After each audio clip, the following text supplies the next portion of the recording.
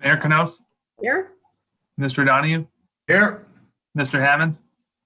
Here. Mr. Marino, Here. Ms. McCready is absent. Mr. McQueen, Yes. Ms. Zamara. Here. Notice of this meeting was provided to the Bernardsville News, Courier News, and the Star Ledger, filed with the municipal clerk and posted on the municipal bulletin board on June 21st, 2021, and revised on July 14th, 2021. Let me just get my flag up. And we will stand for the Pledge of Allegiance. I pledge allegiance To the flag. To the flag of the The United United States of America. And to the and to the republic. republic for which it stands, And one nation, under God, indivisible, indivisible, with liberty and justice for all. for all.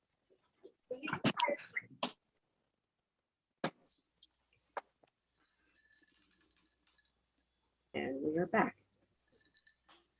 Oh, yeah, Gina's here.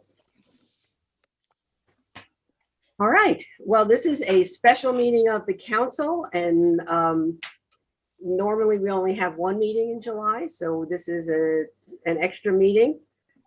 And thank you all for, it's nice to see so many people here from the public, so thank you for coming.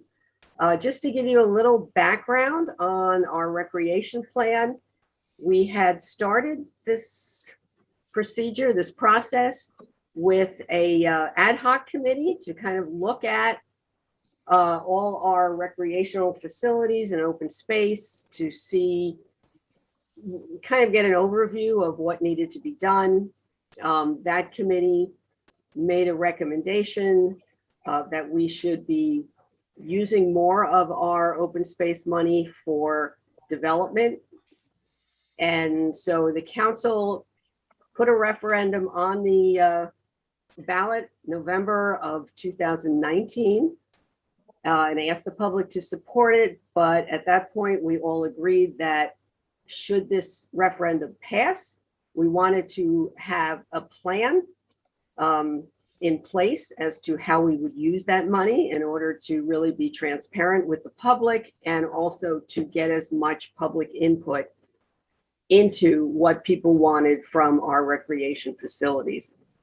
So we had engaged the services of Pat Hoagland from Branstetter Carroll, who has done a number, I think he did the county recreation plan, Randolph, Morris Township, and a number of other, lots of other, not just a number, a lot of other recreation plans. Unfortunately, shortly after we contracted with him, we ended up in a pandemic. And one of the key factors in doing this plan is collecting public input. So I have to commend Pat Hoagland for dealing with collecting public input during a pandemic. He was very creative in finding ways to meet with all our different sports groups, all our committees, did a mailed survey, an online survey. There was an online mind mixer where people could talk about what they wanted to do. The steering committee, we all met on Zoom. We did a lot of Zoom. Pat did a lot of Zoom meetings. He went to the farmer's market when we were outside. He went to the fields when we finally got teams playing. He went to the pool. So he really did a wonderful job in the middle of a pandemic in trying to collect public input for this report. So thank you, Pat. And you know, we're here finally. So I will turn it over to you to talk about what is in this. And please, everybody, this is still a draft. So it's not the final report, and Pat will give us kind of an overview of it. So you can share your screen and. All right. Oops. And it always goes to the wrong screen when I do this. Hold on. Mayor, just procedurally, are we asking questions this evening, or is this purely a presentation and then deliberation at a later date? just a presentation, and, you know, the council can comment afterwards or ask questions. And then we will have a public session, so if anyone from the public wants to comment about it, they can do so when we do the open session on the agenda. Thank you, Jed, for bringing that up, just so we're clear. All right. Go ahead. Okay. I'm trying.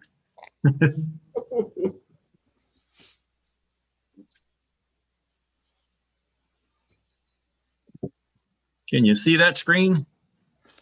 Nope. We cannot, Patrick. Oh, okay. All right. I knew something was not working right. Hold on. You see a couple dolphins? Nothing. We're seeing nothing. Oh, all right. All right. Now is that not working right?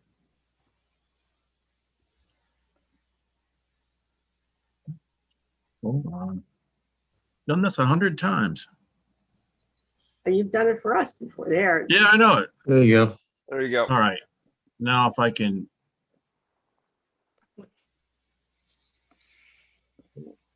See the screen now? Yes. The PowerPoint, great, good. So, thank you. It's been a pleasure working with you all. It has been difficult, and Mayor, I appreciate the comments you made. Yeah, we did have to be a little more creative. We've done that in several communities. And one of my other people is trying to get on here. They said they haven't let him into Tom O'Rourke into the meeting. I don't see anybody in the. Oh,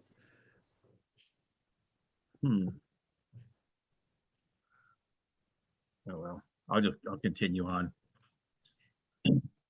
So tonight, what we're going to talk about a little bit is some quick background, some findings that we found, some public input results, just quickly. Talk about the strategic plan that came from that, and then some of the recommendations, and then the next steps from here.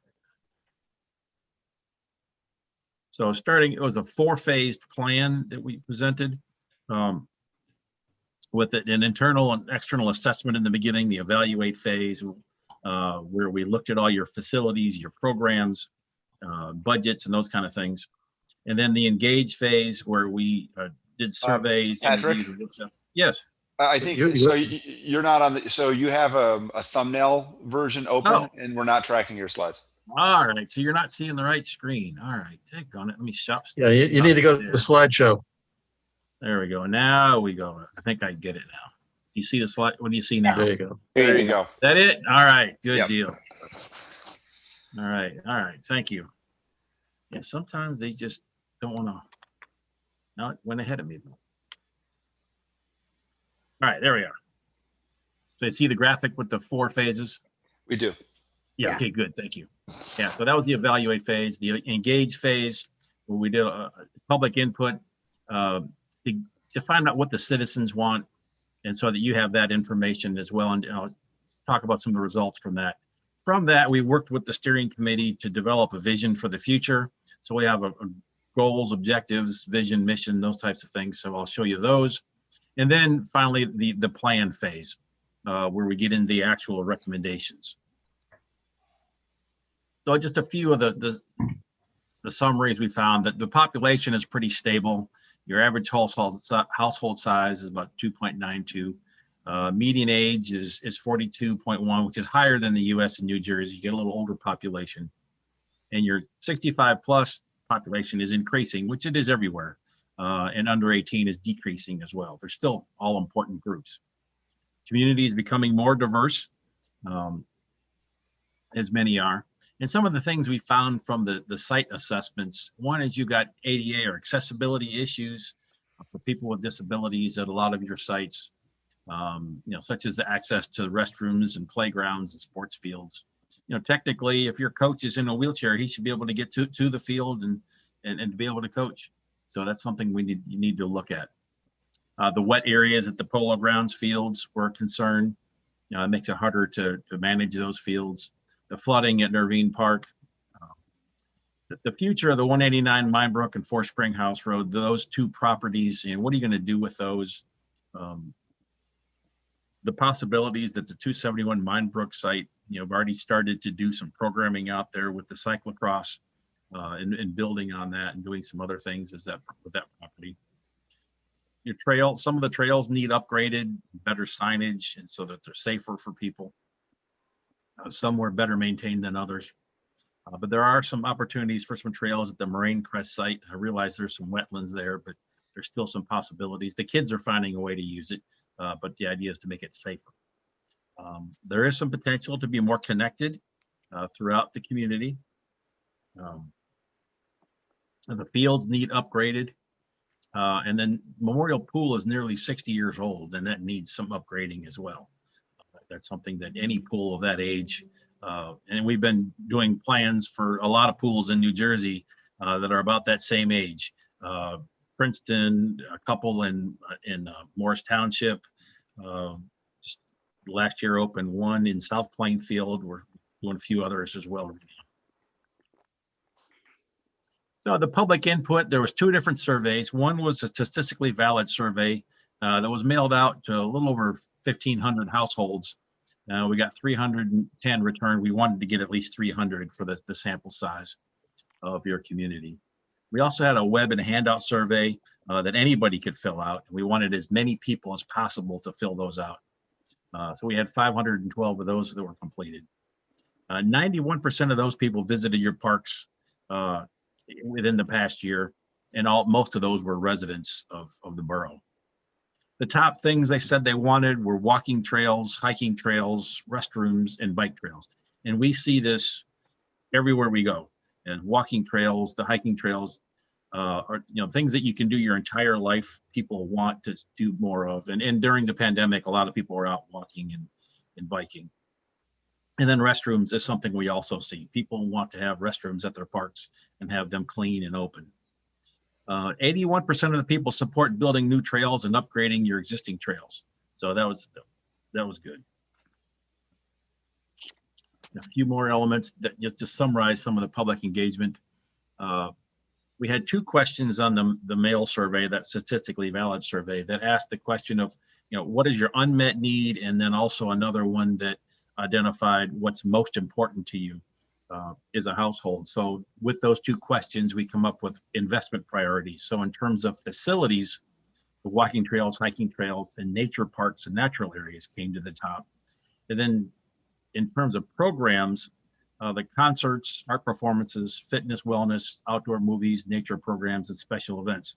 What we see there is fitness and wellness comes to the top a lot. And those programs that bring the community together, to build the community are something that people would like to see more of.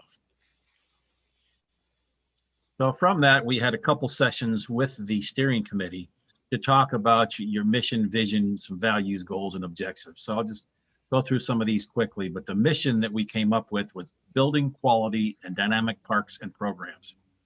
And that's what you are, that's what you do. But what your vision is, what you want to be in the future, are parks and programs that connect the community and enhance the quality of life. So again, a little bit more visionary of what you want to do in the future. And then we had some core values that were important to the community, something to keep in mind in everything that you do. One is that sense of community and building community. Another is health and wellness. Experiences that can improve people's lives.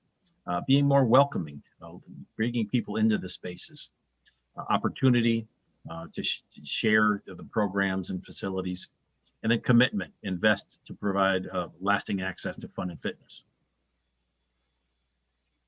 So I'm not going to go through these in detail, but we've got, I think, 4 goal areas. But the first one is connectivity, created and sustained. So being able to connect the community in a variety of different ways. The first is in trails and pathways. You've got some trails on your land and also on other land, the national park, the Audubon lands. So if we can connect those together, people would like to see, get a way to combine those. The social and cultural encounters, more places for interaction, fun, and to build some memories. And then marketing and promotion, which is something that every department struggles with is getting that word out. When we did our survey, one of the questions was, why don't you use your parks and facilities and programs more often? And not knowing what is being offered was the top response. So you've got to be innovative and constant in getting the word out.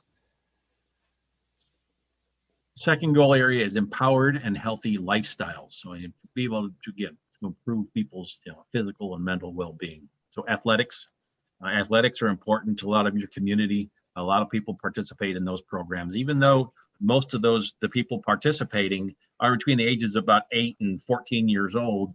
That's still a very important age group to meet the needs of. Second is active living, again, encouraging lifelong learning and exercise. And then community vitality, a leading provider of wellness and culture, and being a group that builds partnerships to promote that as well.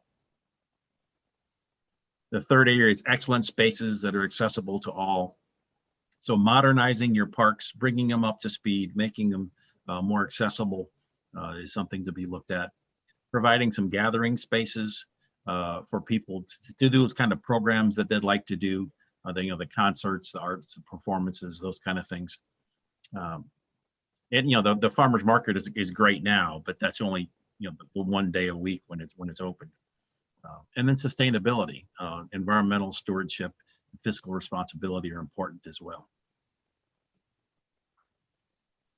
And then the final goal area is a legacy of remarkable service. So being adaptable and flexible. Again, as the pandemic came across, Bob had to just shift gears completely and did a great job. And I just heard a lot of great things from people in the community about the types of programs and how he was trying to run those. So being flexible, and then flexible with what the people say they want. Don't just do the same programs over and over. Consistently monitor what people want. Then in terms of operations and maintenance, setting some standards for high quality maintenance of your facilities and keeping them up to speed. And then staff development and retention. You've got a small staff, but keeping them trained and qualified is important as well. So let's now get into some of the recommendations. We've got some that are sort of overall borough-wide, more operations, and then we get into the ones that seem a lot of people are most interested in are the recommendations for physical facilities. So in terms of operations, you need to increase the programs, activities, and events that you offer based on what the people said they'd like to have. And a one-stop community calendar is something that a lot of groups talked about. You don't necessarily have to be the keeper of this calendar, but several groups in the community said there needs to be one between the downtown groups and other groups as well. Some branding of the Parks and Recreation Department so that there's consistent messages that go out and everything looks, they know that it's coming from the Parks and Rec Department and from the borough when they do brochures and advertisements and your webpage. Partner to offer nature programming. People want more nature programs, but that's not necessarily expertise of Bob and his staff. So partner with the county and state and others with some of those programs. Expand the partnership with the schools and other local organizations. I know there's already some good cooperation at times between the groups, so continue that. Find ways to get more adult fitness and wellness programs. A lot of your programs are geared towards youth, which is good, but there's also other people in the population you need to address as well. Again, I mentioned the marketing of programs and facilities. Identify some maintenance standards so that as you bring more, and put a cost with those, so that as you bring more properties online, you know what it's going to cost to operate and maintain those properties as well. And then make a policy for your cost recovery and pricing of your programs. Typically, those programs that that are closest to your mission, you might subsidize more than things that were more individual type training. Some groups have asked for some earlier permitting of fields, and I know that's difficult because sometimes you don't know in terms of schools how they're going to use the field. So but a lot of the sports groups have asked for that. And then increase the revenue generation. I think there's some possibilities, and Bob's already got some good ideas on ways that you can do some programs that would develop more revenue for the community. Then talk about some of the borough-wide capital improvements. Each of the parks should have a master plan that is worked on with the neighboring community and the user groups that are going to use those facilities to get their input in those. So we've got some concept plans and some recommendations in here, but it really needs to go to the next level and get into more detail with those groups. Then the walk, bike, hike Somerset County plan to get that trail that would connect through the borough is very important. So continue working towards that. That's not an easy thing to get accomplished, but it's something that you should continuously work towards, and need to. Those kind of efforts need a champion that kind of push those. Some paved loop trails in the parks, and there's some possibilities at the Nervine Memorial Park, Peters Tract, at 271 Minebrook, and at the Polo Grounds for some trails. You're already been talking about doing the ones at the Polo Grounds, so that's great. Wayfinding signage, in and within the parks, so people know where they're going, especially if they're coming from out of town, so they can find the parks. The field quality, we had a lot of comments about the quality of some of the fields, and those need to be upgraded. Look at a feasibility study for a recreation center with a gymnasium and some meeting space. Those are both things that are needed, but they're expensive. So that's something to look at in more detail with the types of programming and the spaces that you have. And look at acquisition of, a place for a multiple field complex for rectangular sports, disc golf, and a dog park. Those are some things that just didn't really fit very well on the properties that you have. There's been a lot of discussion. There's a definite demand for some more field space, but the properties that you currently have are just not suitable to build those in an economical type of way. There were discussions at one time that the Chestnut site over at by Polo Grounds to develop that, but it's on a hillside. You had to build retaining walls and cut a lot of trees. It's just not, it's not logical to do that. And then develop some design guidelines for your future park development so that it's consistent in your park, so that there's some consistency of your benches and trash receptacles and shelters and signage, so that when people see those facilities, they know that they can be proud of those being Bernardsville facilities.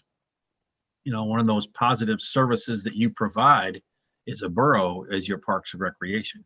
So let's people be proud of that and show it off.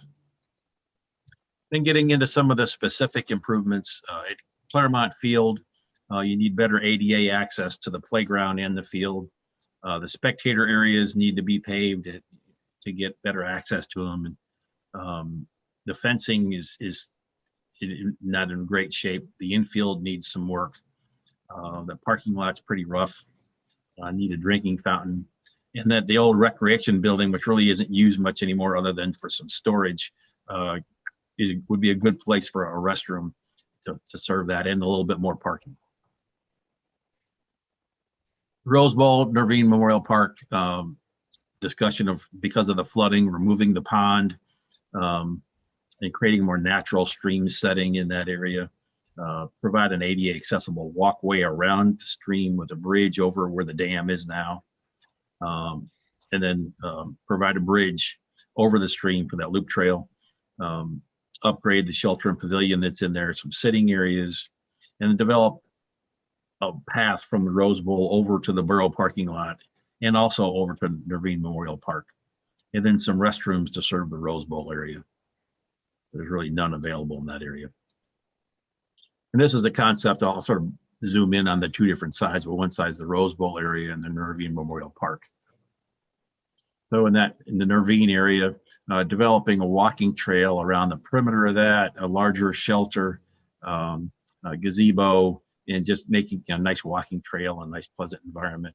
Some sitting areas along the walkways that would serve that area.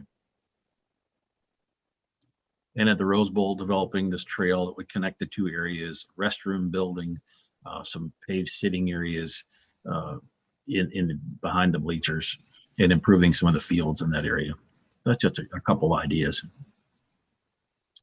Yeah, Kiwanis Field, Peters Park. Again, you've got a nice playground there with some nice shade shelters to it. but you need to provide some accessible pathways to the playground and the shelter, and also some for the spectator areas in the fields. Baseball group and the borough have already put some money into 2 of the 3 fields, but that t-ball field is still not in very good shape. And there was discussion of putting some artificial turf so they can have anybody play on that field. Entrance sign, paving the parking lot, we just really clean that area up quite a bit. As long as there's not any issues in terms of paving the parking with having impervious surfaces. If that's not a problem, then I'd say pave it. It'd be more efficient with striping on those fields. So the Polo Grounds and Evan Cow Tract, that one pave the trail around the lower polo fields, and you've already started. And that could be a fine gravel type of trail, as we discussed at our last meeting. It doesn't have to be asphalt. And then the upper polo field provide better access up into that area as well. Needs to be a restroom, a concession, and meeting type building. We're thinking somewhere before you go up the hill to the upper polo field. Put some lights on that field to get more use out of it, and then provide a pathway from the memorial pool over to the polo fields, just to connect the park together. There's a walkway up to part of the tennis courts, but continue that on. Improve the lower polo field drainage, and then once that's done, you can add some lights, so you can get some more play out of some of those areas and maximize the use. Then over on the Saney Drive side, paving that parking lot, and then putting some pickleball courts in that area, so that'll round out that park pretty much. And then up in that Chestnut area, developing a nature trail loop that'll connect some of those areas together, and it's really pretty back in there. Then at the pool, again, as I mentioned, the pool's about 60 years old, so they get old and tired. You can't trust the piping underneath the pool any longer because they could go at any time. You can do a lot of cosmetic things without doing that, but at some point those are going to break, and that's what we've seen in a lot of the other pools in New Jersey. So the pool house, again, it needs renovated, better ADA access inside the building, and just needs to be cleaned up. The main pool, replacing the gutter piping filters, add a climbing wall, a slide, and expand the pool size. That's the main one that you do your programming in, your lessons and your lap swimming. So that would be in fitness classes. So that'd be a good one to upgrade. The wading pool should have a 0 depth entry. That's something that's actually required. And then also add some spray features. And it might be a separate spray ground that you put in elsewhere on the site. And then the lower pool, which is newer than the other one, that can be reconfigured with some shade over the pool, put a current channel that's like a little lazy river type of a thing, and then a fitness area in there.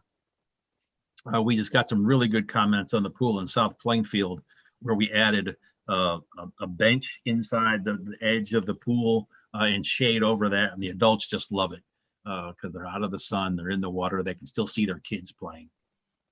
And then new gutter and piping. And then provide an accessible path back to the concession stand area and extend some of that fence out into the woods, add some more shade shelters so you can have more activities, more groups in that area.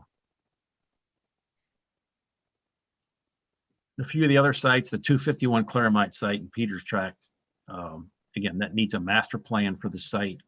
The house could be a great Parks and Recreation office and a place for some meetings and other program space.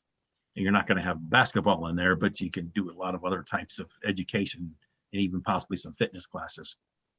I'll need to add some parking, a nature loop trail within those properties, and an education shelter or a trail house near the trailhead near the house that could provide some map of the trails and some educational information. And possibly see about a dog park. It wouldn't be able to be a large one on that site, but maybe behind the home you could put a dog park in that site. Then you got the trails that connect Laurelwood, Round Top, and Burrow Springs. Need some better signage at each of the ends of that. Somebody's taken a lot of care to put the markers on the trees and to keep it well marked, but that needs to continuously be done. And then improve that connection to Minebrook Road. Once you come from Laurelwood down, you sort of come into no man's land. And I know that there's some public works land right there, but if there's a way and some other development that'll take place there, but once that development takes place, if you could find a way to get a good access to Minebrook Road, that would be great.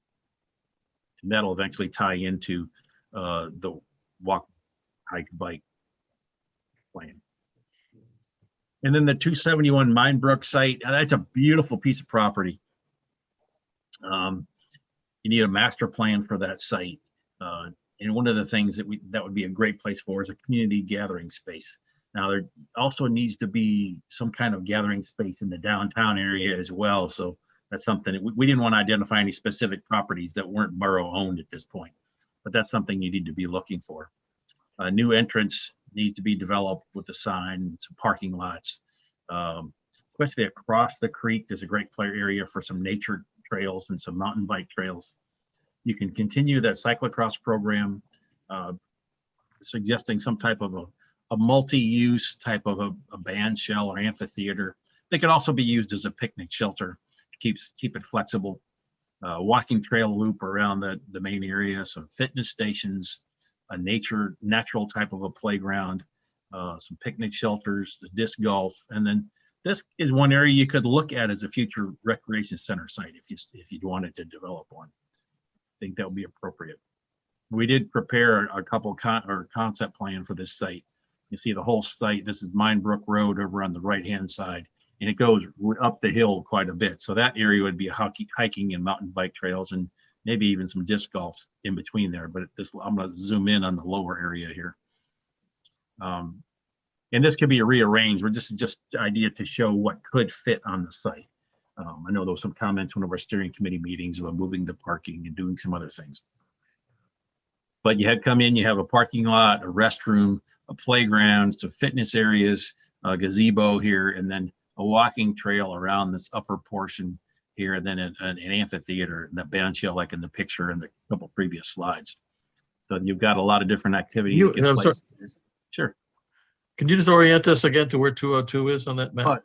Minebrook Road is right there. Okay. Yep. Yeah. Then the house that was on the property that the borough sold off, that's right here. Okay. And Jeff, just to orient you, I don't know if you can see the easement, actually right where my mouse, if you go up that road, the easement that we currently have is sort of going directly to that line of trees in the parking lot. I don't know if you can see it there. Okay, thank you. Okay. Great, good. Right. Yeah, so again, this is a ridge line right in here.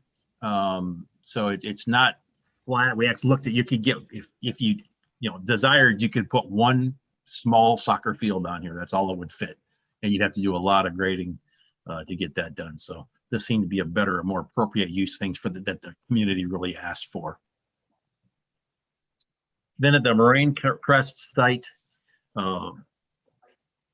that would be good for, I'm on Monterey Road there. Formalize and mark some of those trails. I know the kids have gone in there, I'm assuming they're kids, and developed some biking trails. They go down into the creek and some of them, they put these pieces of boards across, but you can do that in a nice, safe way. There's some issues with some wetlands in some of that area, but I think you can avoid that and make some use out of that property. It's really actually pretty pleasant back in there.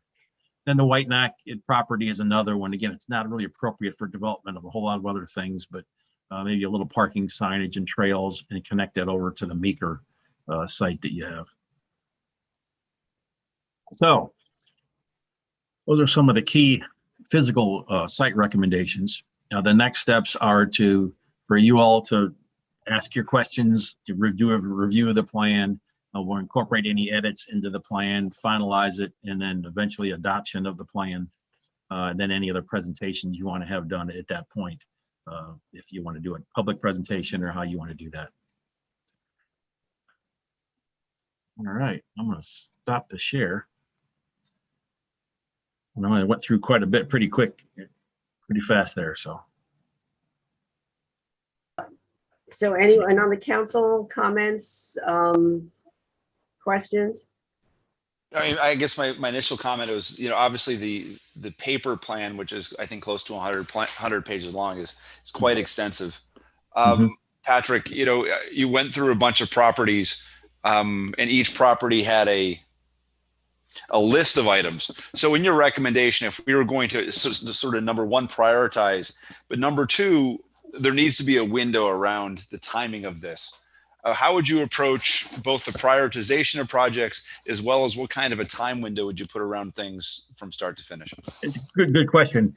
In the report, we've got a section that lists all the properties, and it lists them as a short, medium, and long term. So like 0 to 2, 3 to 5, 6 to 10 years time frame. So some of those things like ADA accessibility should be done as quickly as possible. Just because you don't want the Department of Justice coming down on you. Yeah, I think, Chad, that's in chapter 9. You Yep. can- Yep. Yeah, I was asking more for the public's benefit. Yeah, so that gets some of those elements that we felt based on what we heard from the public were the most needed. So a lot of the early funds I think would be spent on fixing up what you have and making those improvements, making the facilities that you have more useful, safer, and then meeting the demands of what Bob's department needs to do to do the programming.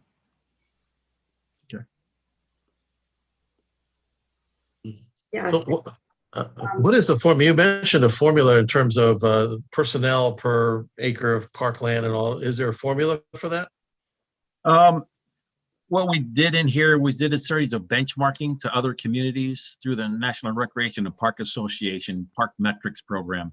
It's a lot of information that departments all throughout the country submit.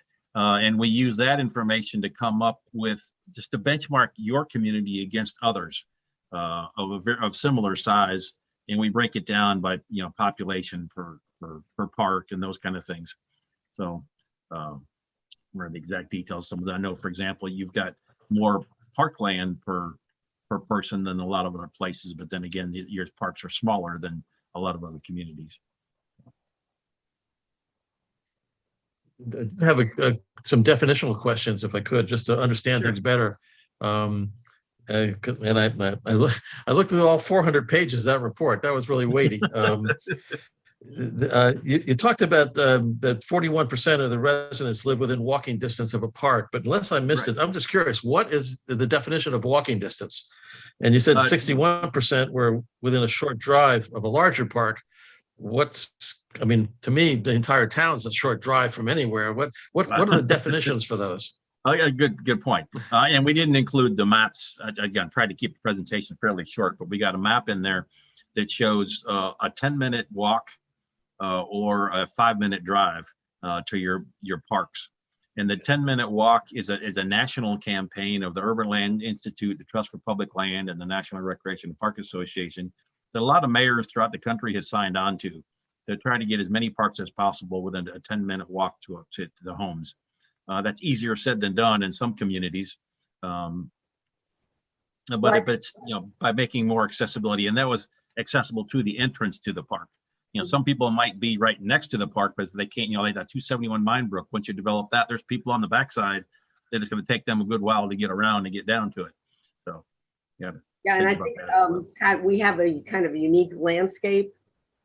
So most of our parks are down on the lower part. We really don't have parks on, what we call the mountain, because the acreage is already, people's personal acreage is pretty big. So it'd be hard to get walking a 10-minute walk from some of the places on the mountain. Right. I agree. Yeah. Patrick, maybe I missed it. I know one of the items that was of high priority weighting was connectivity and the ability for sort of passive walking and fitness. Mm-hmm. I know that there was a map of the parks, and I believe that map had existing trailheads in it. Were you able to see a natural pathway that connected many of the parks and many of the primary areas of our town? Was there a map driven run or not? No, there's not a map. We didn't have a map in there because this wasn't really a trails plan. But it's a goal that everybody kept saying. So it's something that should be pursued. And we recommend that you do a trails plan and build on that walk, hike, bike, Somerset plan. If that provides the spine through the borough, then getting off of that up Claremont to some of the parks up there and just connecting them together is something that you should be looking at. Yeah, I believe the Open Space Committee has been working on that as well in looking at ways to connect the different properties. So, And that's always a struggle because it's you've got so many different properties and, you know, rights of way and things to deal with, but it's something that the people really want. anyone else from the council? Or Bob, comment? I have a quick question. Sure. Yeah, first of all, Patrick, thank you for the presentation and for all the detailed report. I read through it as well. You mentioned ADA, and that's clearly an important part of this. I think generally speaking, and the report addresses all the ADA compliance that needs to be done. I think most of us know a couple of ways we could do that, but could you give maybe a couple of examples of how, like, specific ADA compliant steps that we might implement in there, especially considering the landscape? And Yeah, it's a challenge in some places, but in other areas it's not. For example, Kiwanis Park, having paved walkways up to the ball fields and to the playground. The playground's a nice playground and nice shade structures over it, but if you're in a wheelchair, you can't get to it.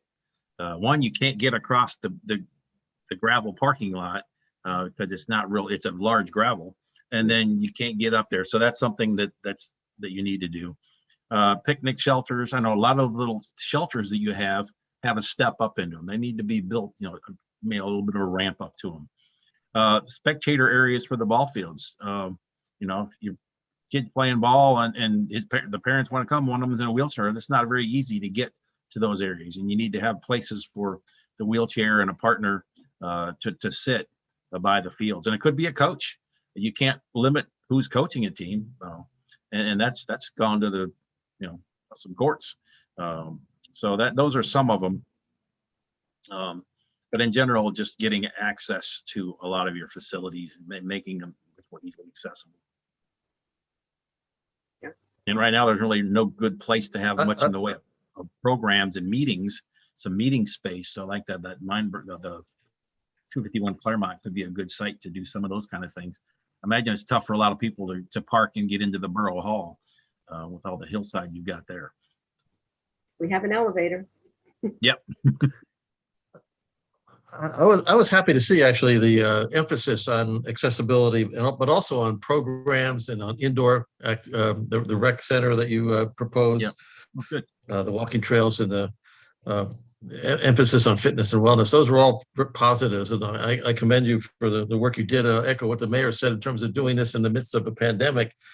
In terms of your stakeholder group, so I got a sense that it was heavy towards football, baseball, swimming, lacrosse. Did I miss it? Did you have a chance to talk to the soccer group here or the soccer coaches? I mean, that's big in the town. I don't think I saw that.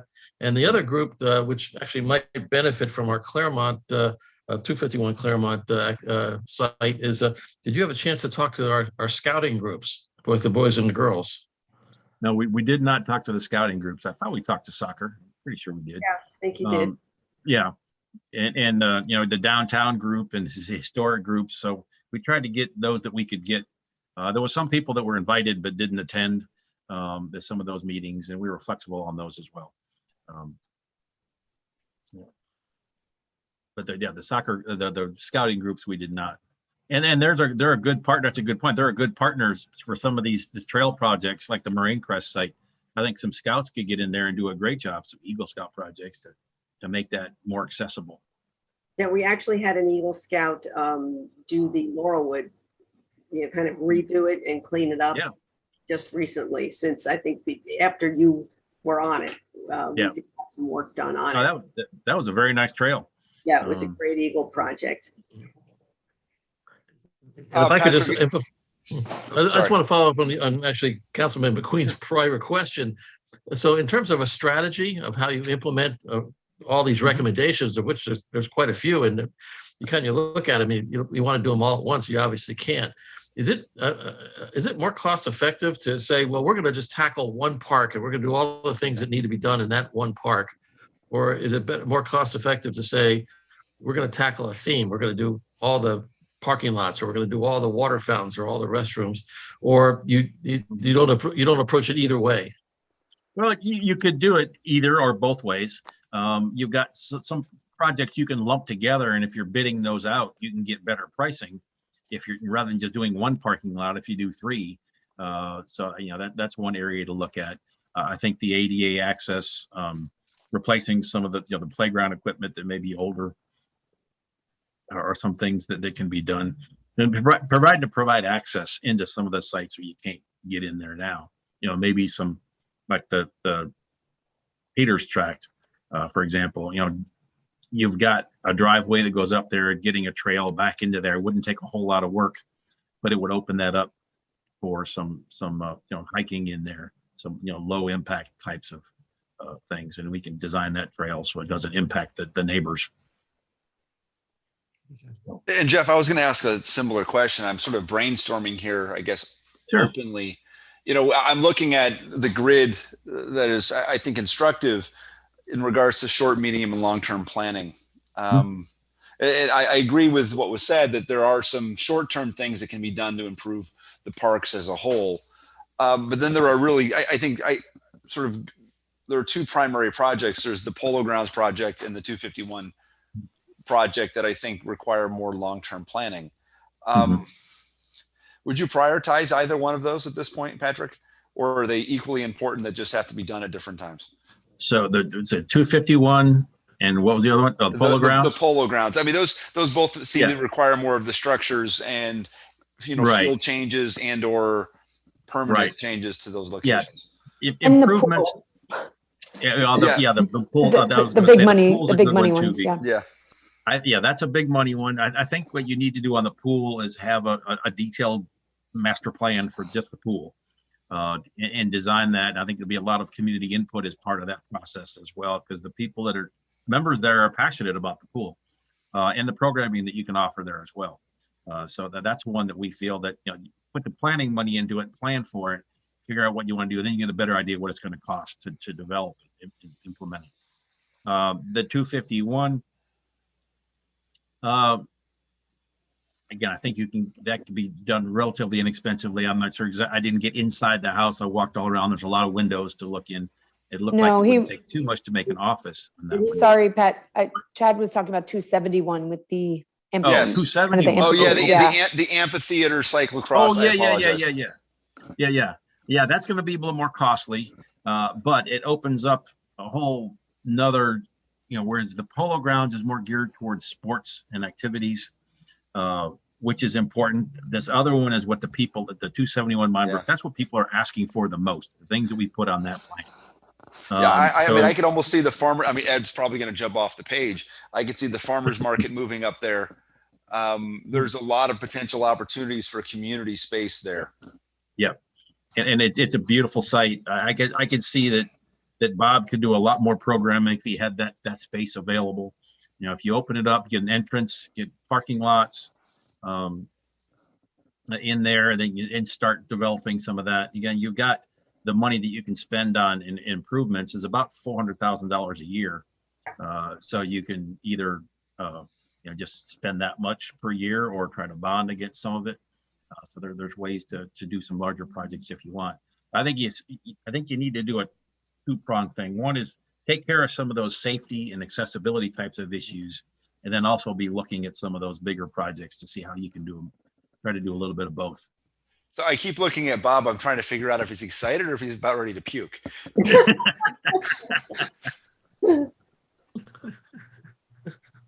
What do you say, Bob? It's not the answer. I'm excited that we're at this stage of the process. It's been really nice working with you, Pat, and council and everyone else. And questions that are being asked are the exact same questions that we were asking in our committee meetings, in our all the meetings we had leading up to this, the prioritizing the parks, and Councilman Hammond asked, and Councilman Queen followed up with.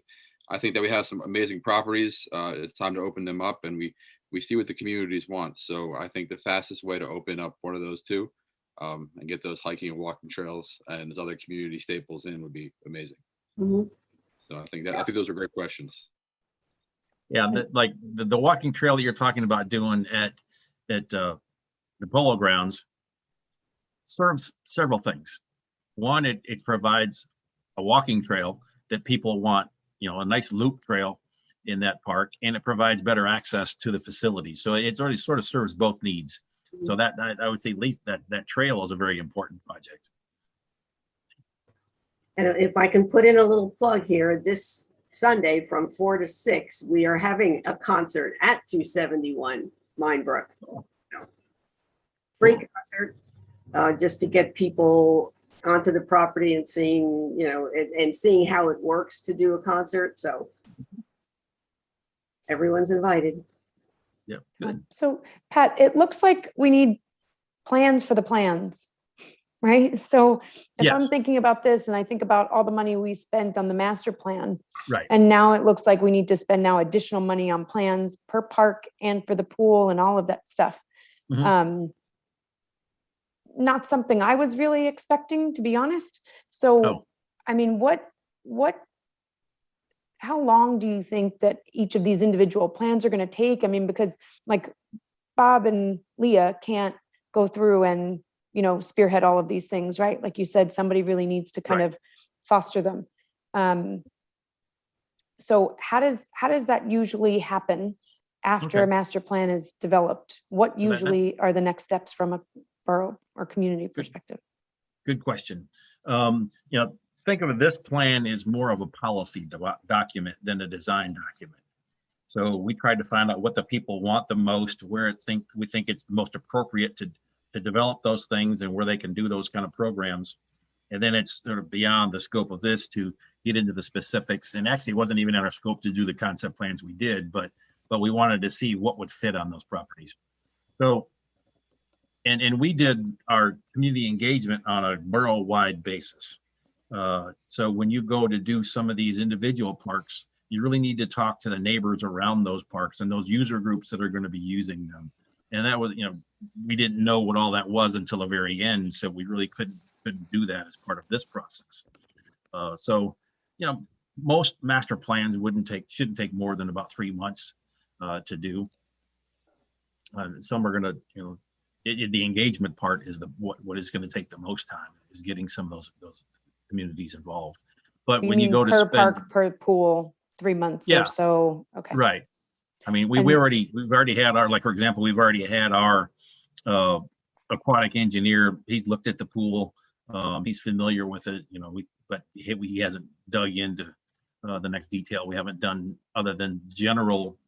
We had one of the community input meetings at the pool, but it was focused on the whole borough, not just the pool. But who usually spearheads those plans? Is it usually somebody that we additionally then have to hire, or is it usually Oh. somebody from the community, or how does that work? But you'd want to have a professional landscape architect, park designer, planner, do that kind of work. For the pools, you want somebody that specializes in pools as well. But for the other parks, that would be best. You get some of the smaller parks, like the Claremont Field. There wouldn't be much of a plan there. It's just pretty small. Just some guidance, to the borough. But for the 271 Minebrook site, I think that would take some time and effort to look at the possibilities and to get with the community council to say, okay, if you're going to do a bandshell amphitheater, what do you want it to look like? What do you want it to do? What kind of programs do you think you'll be doing there? And just taking this to another level of getting into more detail of, like we have fitness stations there, but there's really several different levels of fitness. Some are things that look like the facilities you see in a gym, some are obstacle courses, and some are really serious. So it depends on the audience, the group that you wanted to meet there. How just thinking about in much more detail than we were able to do in this overall plan. But I think it would be, sometimes it's an engineering department, sometimes it's the Parks and Recreation department that would spearhead some of those and contract those out. Well, I get the sense where Councilman McCready is going. Tom, maybe I'll ask you this question.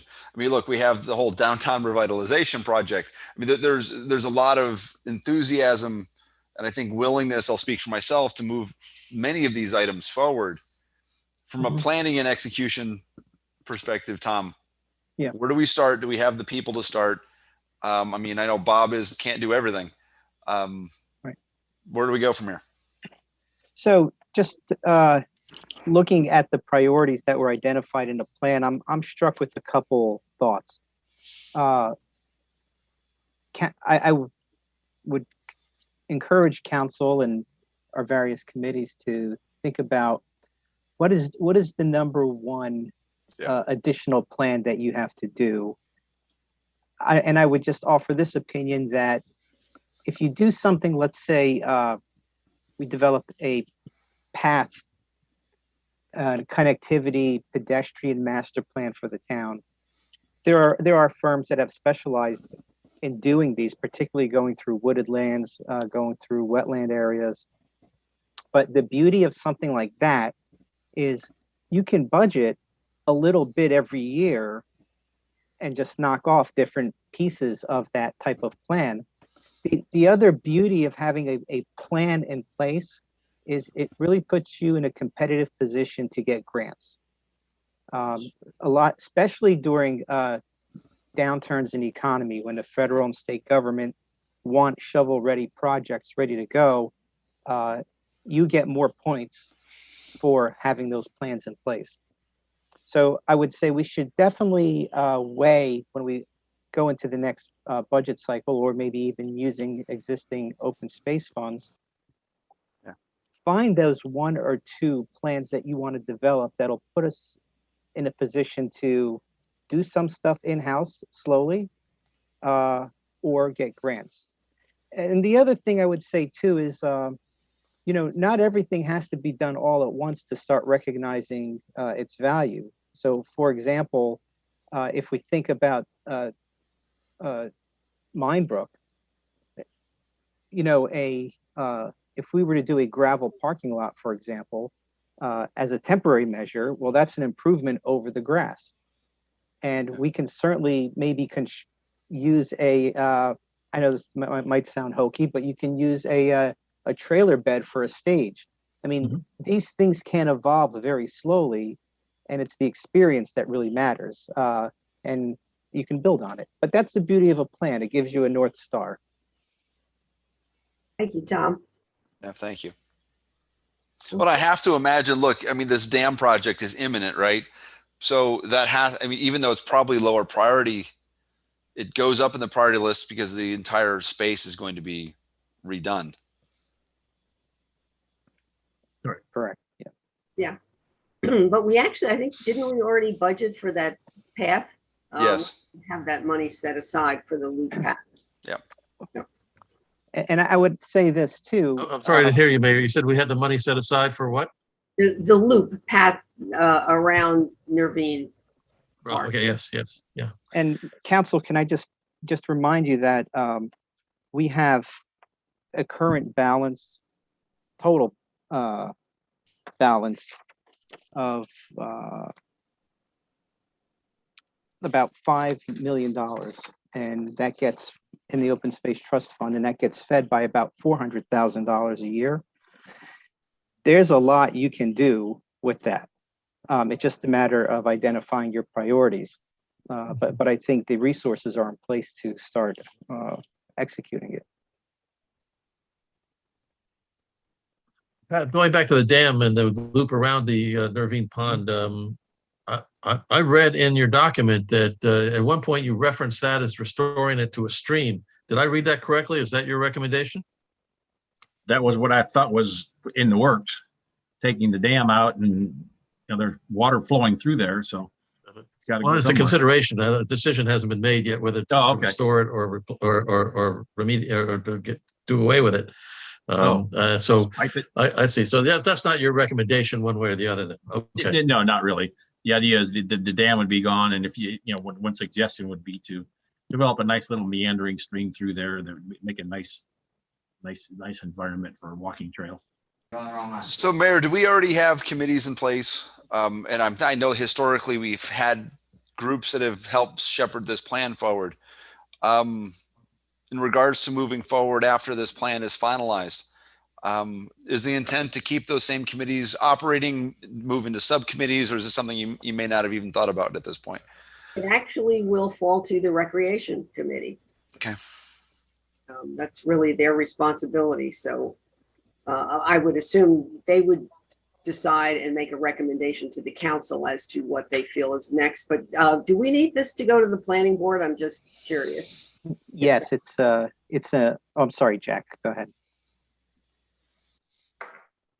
You're muted, Jack. Sorry. Yes, it's an element of the master plan. Right. Just like the land use element or the housing element, circulation element. So do we need, once the council says this is the way, this is the plan we want, we forward it to the planning board, can they then review it and maybe make changes or whatever? Yes, because it will be their document ultimately. And they will have a public hearing on it as well, I would assume, when they're. Yes. They have to go through all the procedural steps required for amendments to the master plan. Okay. Mayor, there's part of me that thinks, and again, I'm brainstorming here, that council itself should provide some prioritization, even sub-prioritization above and beyond what Patrick has provided in his plan, that may help guide next steps. I'm wondering if that's a meeting, if that's, maybe that's a meeting where we just discuss this, think through it, and prioritize things that we think are higher, more or less important. Well, just kind of on that note, what weight should we give to things that are closer to the downtown core, given what's going on with the Quimby? To me, that's sort of like, that's the center of gravity, and kind of build out from there.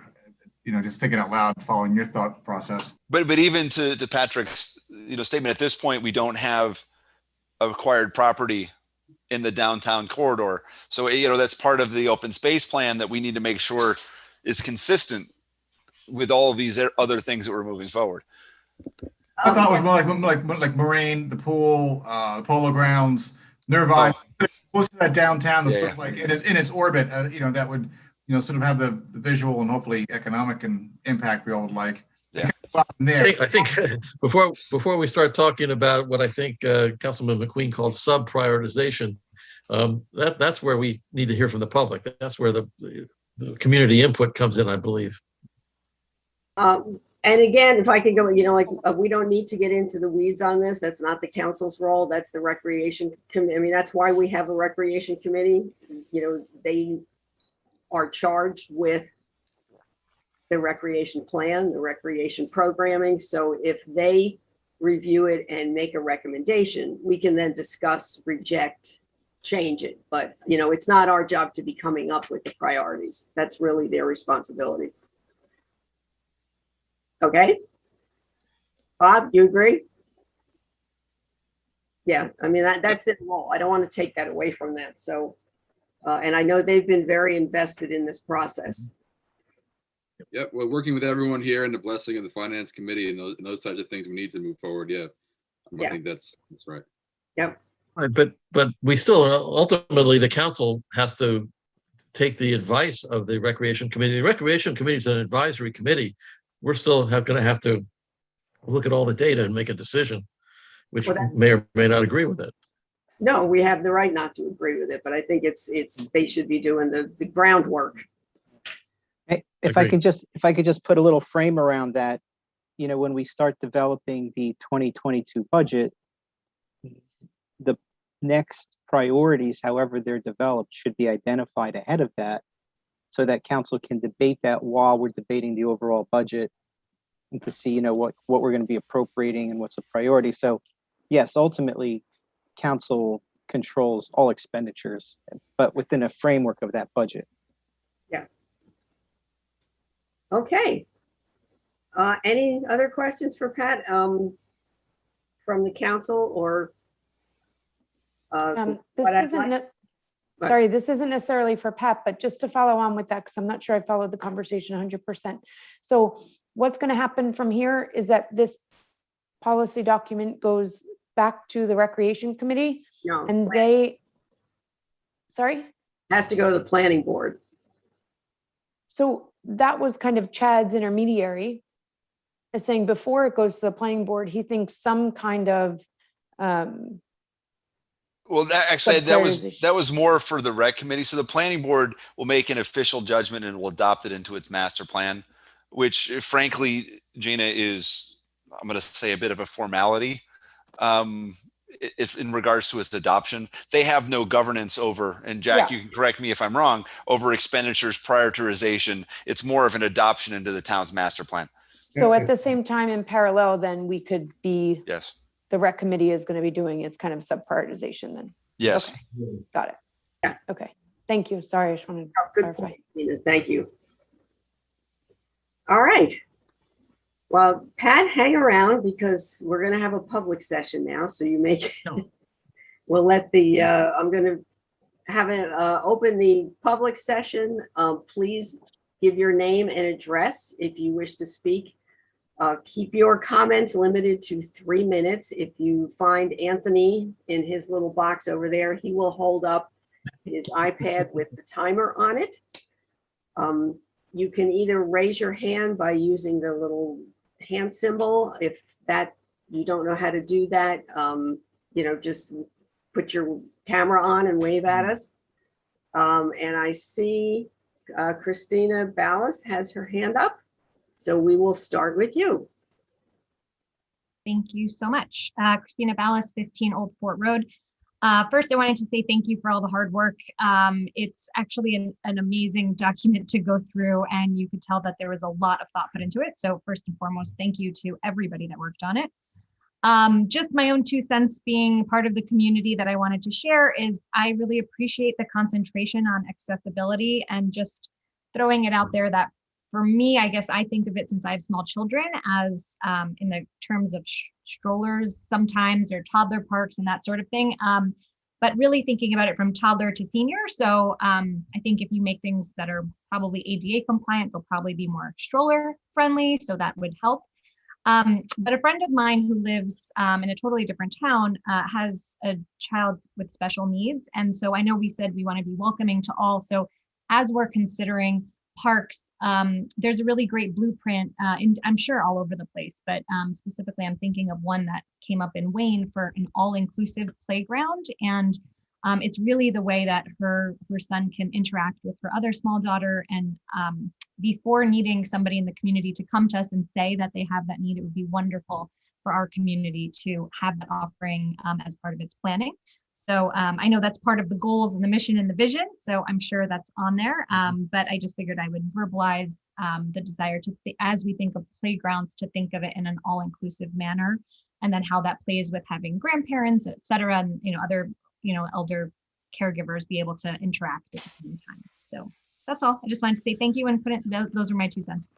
And you had a minute left over. Thank you. There you go. Would anyone else like to comment from the public?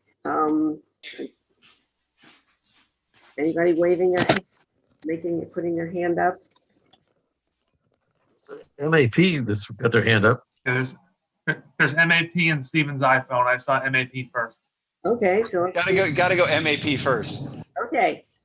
Thank you. Hi, everyone. It's Melissa Provost. I live at 42 Garibaldi Street. Sorry for the shorthand. It must be left over from a Little League meeting.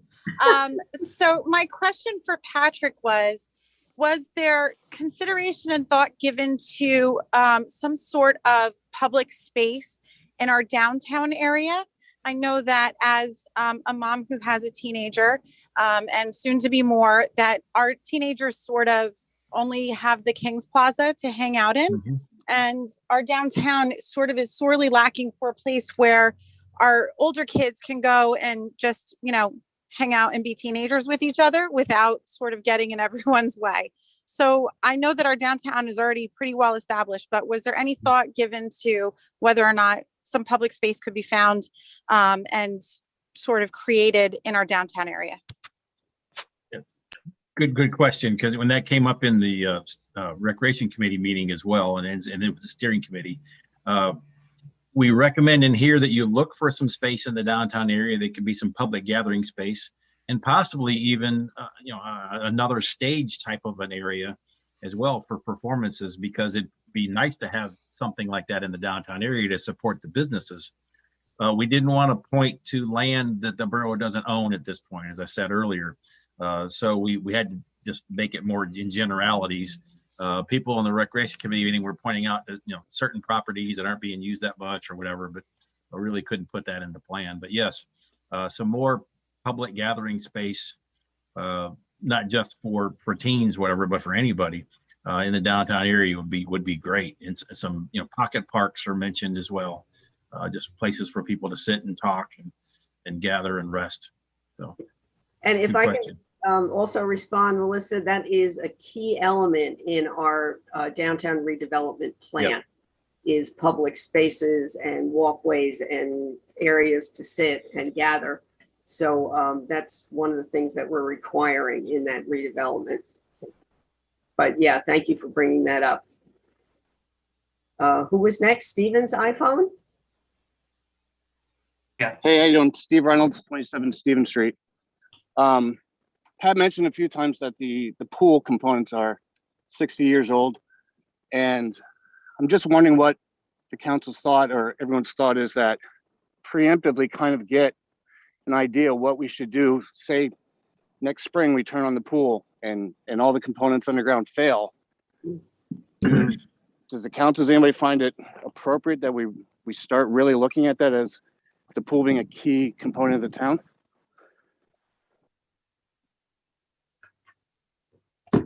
Maybe Bob, can you answer that just in terms of how you prepare the pool each summer and, check the pipes and what you do in that process? Yeah, sure. So I just want to say that personally, I belong to two pools that just have had a Brandstetter master plan, and they've opened up in the last 2 years. So I'm very familiar with what kind of Pat does. And I look around the pools that I go to or Morris Township, and I find something new every day.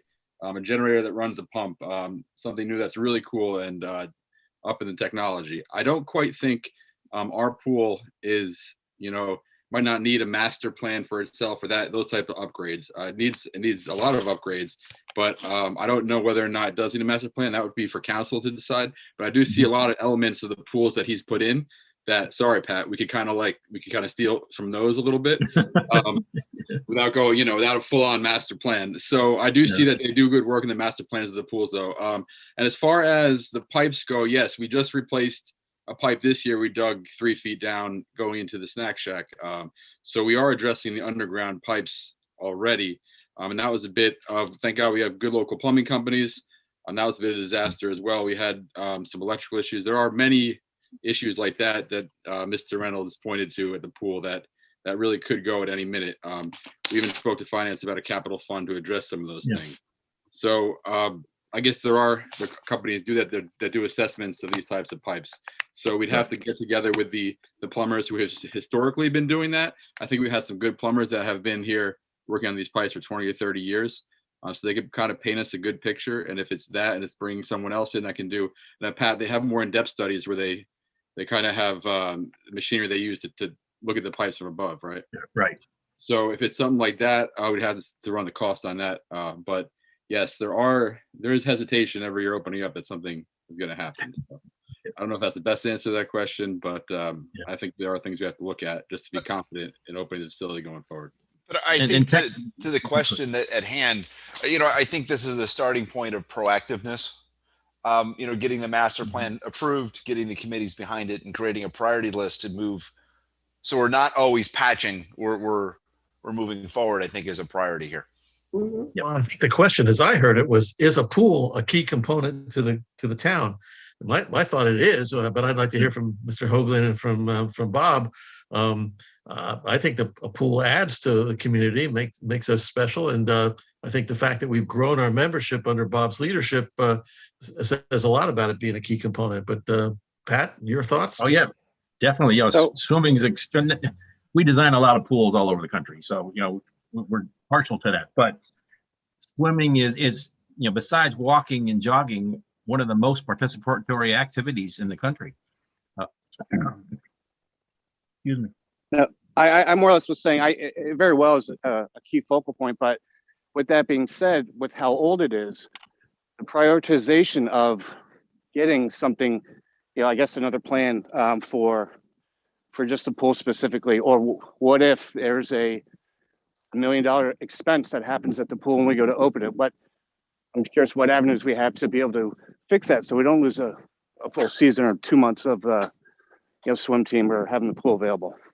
Yeah, well, Steve, you're on the recreation committee, so bring that up and make it a priority. Yeah, that's one of the things that we do a lot of is do a design of a pool, and we set it up, especially if you're going to replace a lot of things like the ones in Morris Township Bob was talking about. Yeah. We did 2 of those separately, so they wouldn't be down at the same time, but also set it up to where it's bid out early summer. People would start ordering their equipment over the summer while the pool's open, and as soon as it closes in the fall, they're tearing stuff out and starting up so that the next spring or next summer you have it open again. So you got to plan for that kind of stuff. I know that their concern up in Morris Township, for example, was some of those pipes underneath the pool were broken and were leaking like crazy, and they were losing just thousands of gallons a day. So they were just wasting a lot of water. Plus, a lot of technology is new as well. Just the efficiency of the equipment as well is quite a bit different. Yeah. Yeah, to your point, Councilman Hammond, your question, yes, we were able to sustain many members last year during COVID. We had a very responsible community that was able to have some really great programming at the pool last year. It was unbelievable compared to the towns that lost a lot of money, that lost a lot of members. Just the way the community kind of rallied to stay at the pool. Then this year came back full force. So I would say yes, and seeing this stretch through of COVID, it's really been something that's been bringing everyone together. An outdoor space, and I think it's been a really nice staple of the community, the pool, for sure. Yeah, definitely a priority. I see Mike Long, your hand's up. Mike, you there? Yeah, it takes a second for us to find ourselves and unmute ourselves, I think, as we go through this process. Okay. So I'll be somewhat brief, but I have a couple points I'd like to make. One is, Mike Long from 22 Crest Drive. I was a member of the steering committee. Many of you know that I'm involved in youth sports, including football and lacrosse and others. But I just want to emphasize a couple points. One is I think that this has been a really, really good effort by Pat's group, as well as all the various component committees that provided input to this, and their effort that was done to aggregate all the information that's here. I think it's easy to look at this kind of effort and find reasons to complain. I think there's no 2 people in this town that if you ask them what their priorities are, that they would come out exactly the same as another person. And I say that across every group. But what the attempt here to do was to try to have some independent voice scan the information or draw the inputs that they could as best they could under the circumstances of COVID, and come up with some workable plan that we don't all have to agree on. And by the way, we all don't have to vote yes on. And the council certainly doesn't, or the planning board. But I think there's a lot to be said about what was put on paper here. And there's a lot that we can talk about. And so I really appreciate and applaud the effort. This is really just the starting point, and I think it always was. I think to the extent that folks are complaining about why isn't this sort of a ready build packet of plans, I think it never was. I don't think it was ever possible to really be that. But I also, to get into the report a little bit, I do appreciate the focus on the Polo Grounds. I think it's one of the prime assets that the town and the school community have. And it has been underinvested for a long time. I'm including the pool in that, but I'm also including the athletic fields and the idea of a path to link them. I think that kind of path, in addition to doing the bare minimum of making it ADA accessible, which I think is critical, and it's frankly embarrassing that it's not. But having a path such as that connects all the various fields, Pat, I think in a conversation I had with you once, if you put a path in, people will use it. And it is a very beautiful site. We learned last year when we were doing flag football out there, we kind of looked inside ourselves a little. We didn't go outside of the town to do recreational sports. And just standing in that field during flag football Sundays, and just looking around, I mean, we have an incredible, we have a lot of resources in this town, but that's really one of them that I think does deserve some focus and investment, and I think can be an incredibly important component to the town going forward. The last two things I'll say, if I have enough time, is I'm not quite as sure. I think there's a lot of questions, and I'm not the one that's capable of asking them about the 271 property and whether it's really feasible to do active recreation there. And I don't know whether there's some wetlands issues. So I'm going to throw that out to see if anybody else can pick up on that thread. But I think there are some issues that maybe need to get addressed. And the last thing I'll say is, in terms of funding, we have a couple different options. There are a lot of different options, but one of them is, if we have $400,000 a year coming in as an income stream through the tax and the referendum that we passed a couple of years ago, what is to prevent there to be a plan put together to borrow against that, to do things now, knowing that we have this income stream coming in the future? I mean, nobody likes to borrow now to do things in the future, but we all borrow to buy our own houses, and we pay for them with income that we can estimate are pretty reasonable and pretty reliable. Here we have a $400,000 income stream, and borrowing costs could not be lower. So I think that is definitely something that should be looked at if we want to try and do stuff before we're all of an age maybe we can't appreciate it, or before people start moving out of the town or don't want to move here because we don't move fast enough. Thank you very much for your time. Thank you, Mike. Those are good comments. And I like the point you made about this document. I think, Pat, you made it earlier that this was a policy document rather than a plan document. They kind of set the parameters for what we want to do. But yeah, those are good points, Mike. Thank you. Melissa, is your hand up again? It is. Thank you. I have another question. If I heard correctly before, Patrick, it sounds like there were 514 folks in town who responded to the survey that Brandsetter put out. Is that right? Mm-hmm. Give or take? And then I know that you met with various shareholder groups. Like I know I attended a meeting on behalf of the Little League. I'm also on the rec committee, but I know that you had also reached out to other groups as well. So my question is sort of two-part. Do you feel that you got a large enough sample size given how many people actually live in town? The 514 number sounds very small. And how are you confident that the input that you received from the community is reflective of what everybody wants and not just what the loudest and most involved people want? Good question. That's why there was two different surveys. The web and handout survey that we promoted, a variety of different ways. Anybody could fill that one out. Soccer coaches could send it, stuff the ballot box that they wanted. So that was the 512. But the other one was a statistically valid survey that just went to a random sample of households, whether they use parks or not, because you wanted to hear from those people as well. And that one's, I can't remember the exact number, but there was 310 returned. We wanted at least 300, which is a good sample size for a community of your size, to be within about less than 5%. If you were to do it 100 times, the numbers we within 5% of what the results are. So we feel confident that that's a good sample for the community of your size. And that's we did that. Plus, we got the stakeholder groups where you can get into more detail with some of the sports groups, and you were involved with those as well. So I think we got a good number, and the results are consistent with what we've seen all over the country. We do lots of these all the time, and there was nothing that really stood out as really out of whack. There anybody could have swayed the ballot box. Thanks, Pat. Anybody else have their hand up?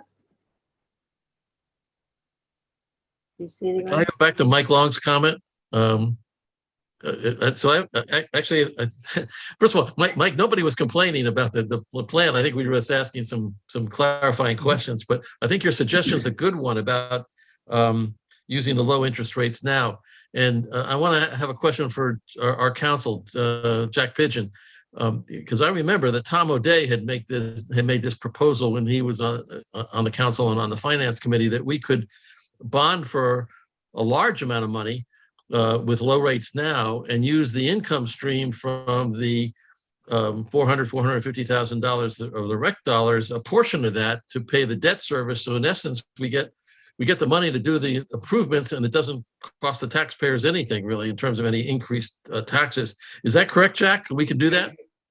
That is correct. You can use the open space trust funds to pay down debt used or borrowed for recreation and open space purposes, yes. Thank you. Mayor, if I could just Yeah. say one word of caution, you have to be careful about the timing of it and make sure you're ready to go in order to avoid some arbitrage laws that apply to municipalities. So you want to have your plans and specs in place before you do that. Yeah, that's a good point. Thank you. And, I think that would again be part of the finance committee discussion. more than Yeah, likely. that was my thought, Mayor. You know, Tom, I think our next meeting in a global sense and more of an abstract sense, we should explore funding mechanisms as to what is possible. So that way when recommendations start coming back, which I hope happen quickly from the Recreation Committee, we can have at least potential pathways already pre-thought out.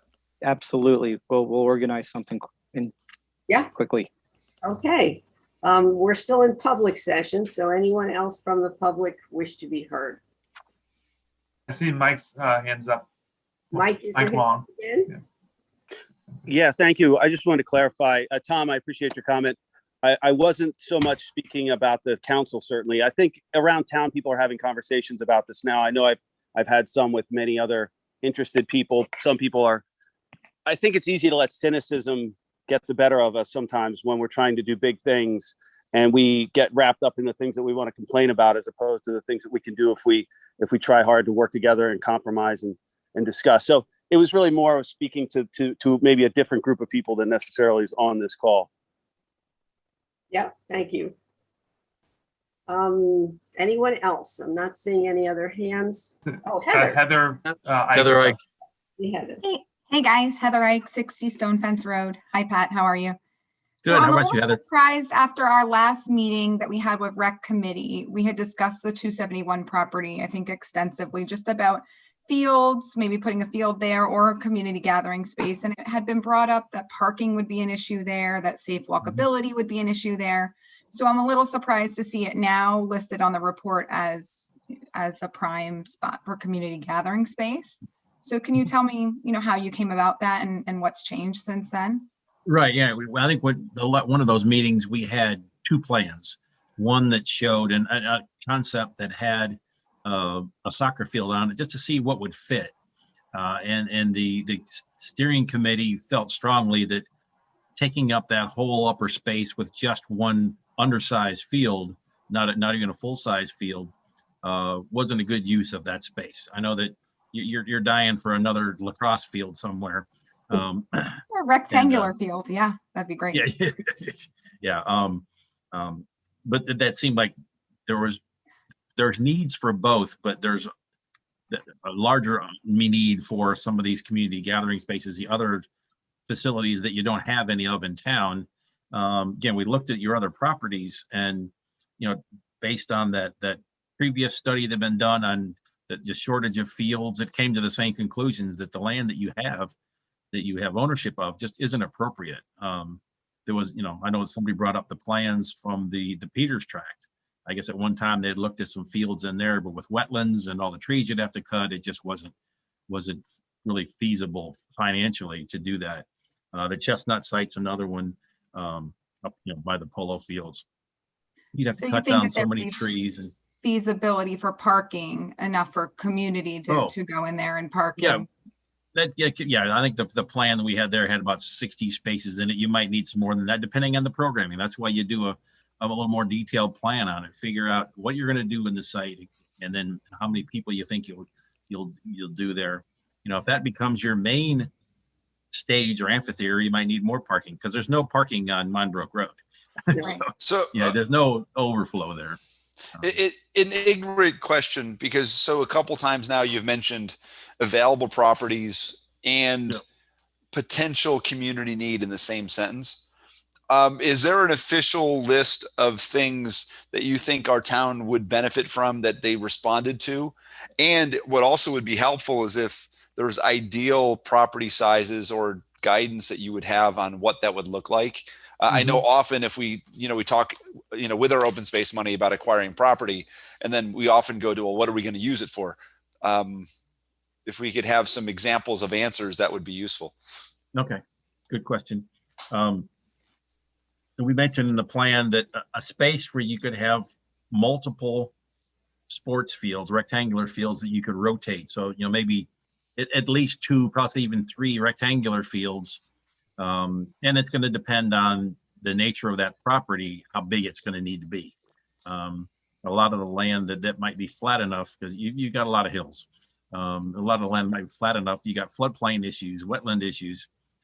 So that's not going to be easy to find the land to do those kind of things. Because it's not just the fields, it's the parking to go with it and everything else. Pat, you had mentioned, I think I saw in the plan, recommending turfing some of the Evancow fields. And would that help with the shortage of fields if we turfed more? Yeah, that would, especially if you can light them. And down there in that area, as somebody was saying, I think Mike was saying, that is it nice down there? You've got the trees all around you. And I know that you've had some temporary lights down there, but issues with the diesel generators, I guess. So if you could light some of those fields, you get more use out of it. And if they could be turf, I think the lower polo fields, if you can get the drainage corrected, get a trail around there to path, those would be great, because you'd have baseball, softball, all rectangular sports could all go on that same area. The Evancow fields would probably be a little tougher. You're a little closer to some residences in that area, and then access is difficult if you want to make those handicap accessible. There's some pretty good hills getting into those. Yeah.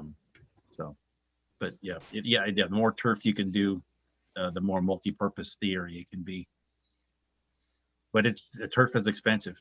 Yes. I did want to say just one more thing about the surveys and Melissa's comment regarding the mail-in survey and being consistent with the entire community. When you say that it's consistent with other plans that you've done and other surveys that you've done, you mean versus other mail-in surveys, right? The statistic, that's what you've considered as to not the other, not comparing with web respondents versus web versus just mail versus mail, right? But both, pretty much. But both of those, even though a lot of people were like, because of the way they got they got the survey was through an email, through a coach or something, they still showed other needs for walking, walking trails, and those things still came to the top of the list, even higher than the sports. And then that's pretty common. For the mail-in respondents, you're saying? Oh, actually, for both. I think the demand for fields was a little higher in the web survey, but the other things were still pretty high. But yeah, on the statistically valid ones, right? That's real consistent. Okay, thank you. Thanks, Heather. Would anyone else from the public like to be heard? Do we have anyone else? I am not seeing any. Anthony, you seeing any? No, I don't see anybody. All right, well, I will close the public session and say thank you for all of you that attended. I think this was a great meeting. Patrick, again, thank you so much for hanging in there through this pandemic and getting this done. And again, if there's questions, comments, you can reach out to me or the Recreation Committee or whoever, Anthony, and this will be an ongoing, you'll be hearing more about it. So this is not the end. This is just the draft. So we're still moving forward. And thank you again. I believe I need a motion to go into executive session. Move we go into executive session. I'll second. All in favor? Aye. Aye. All right. So thank you again, all who attended, and we will be in executive session. Anthony, you stop